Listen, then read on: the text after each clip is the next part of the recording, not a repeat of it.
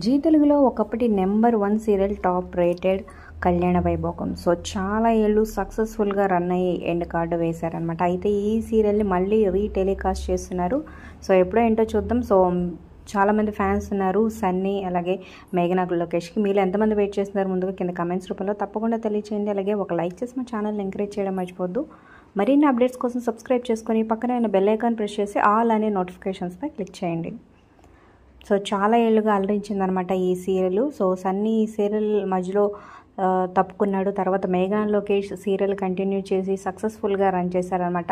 So ఇప్పుడు ప్రస్తుతం కూడా ఏ సీరియల్లో కనిపించట్లేదు.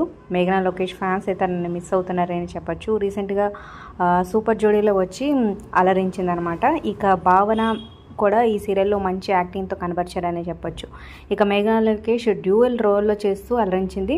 మళ్ళీ జీ తెలుగులో సోమవారం నుంచి శనివారం వరకు ఈ రోజు నుంచి సాయంత్రం 5:30 మళ్ళీ మన ముందుకి ఈ సీరియల్ రీటెలికాస్ట్ ఫస్ట్ ఎపిసోడ్ నుంచి రాబోతుందన్నమాట. సో వాచ్ చేయాలనుకున్న వాళ్ళు ఖచ్చితంగా వాచ్ చేయండి.